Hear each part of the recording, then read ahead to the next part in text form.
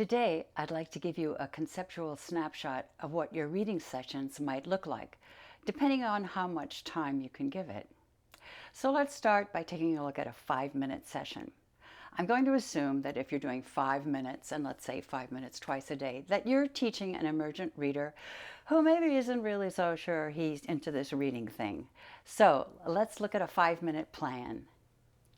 In your 5-minute plan, start with letter sounds. Choose 3 letter sounds and teach 3 every week. Move through the alphabet. When you finish, start all over again until the learner has learned those sounds. Use the Starfall ABC app. That's my recommendation, because every time you tap the little letter in the app, you get the sound and not the name of the letter. That's very helpful because it's very helpful in decoding. Next, pick a totally awesome, totally cool to that learner bit of reading material. It could be a personal page, a personal book, a personal lotto game, or one of the absolutely awesome, cool picture books from my reading program like Spaghetti, I Want Pizza, or the color book about ice cream. Pick one of those. All right, now that you've selected some material that is of very high interest, then you gather together the flashcards for that particular material.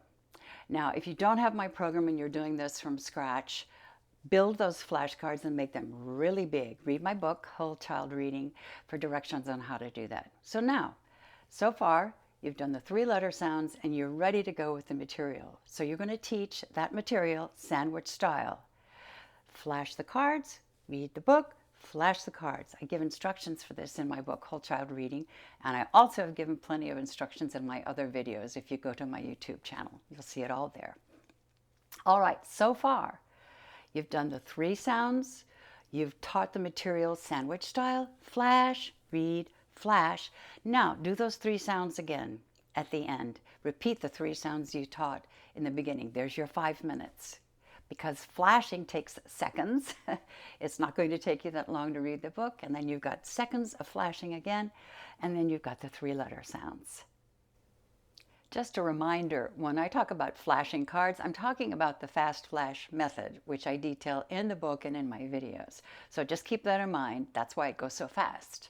The other thing I wanted to mention is that at the end of every session, no matter how long or short it is, we need to give some sort of emotional reward, whether it's a high five or a fist bump or a hug or whatever floats their boat. So that's how we end. We end on a very up note. All right, so let's move on to a 15 or 20-minute session. I'm suggesting that you keep the same plan, but add a second high interest element for reading material for the middle part. All right, so you're going to do the letter sounds, you're going to do that totally awesome book or lotto game or whatever it is you've selected. Now let's add another main component to that core part of your teaching.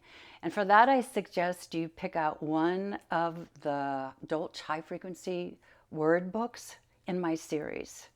I designed them so they teach those essential word lists sequentially.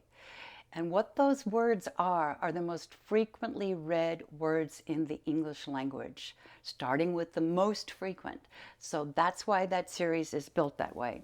So one book builds on what the learner has already learned before. So I suggest you take one chapter from one of those books. Whatever the level of the student is, just pick the right level. One chapter from that book, gather together the flashcards, teach sandwich style. So far in a 15 or 20 minute, we've got the 3 letter sounds, you've got your awesome book, whatever it was, and then you have one chapter from one of the Dolch books, and then end with the 3 letter sounds again until the learner has learned those sounds.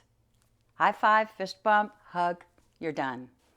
So what if you have 30 minutes or even 45 minutes? Well, now you're cooking. And now we can add a third element to your teaching schedule. So it might be another bit of material, it might be phonics work, use analytic phonics, don't use synthetic phonics, or comprehension work, your choice, you can add that in. And whatever it is that you add in, be sure to leave time for one element at the end.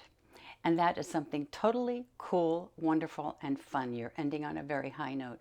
What I loved to do was to use a modified trade book. And you can read all the instructions for that in my book, Whole Child Reading, how to do that.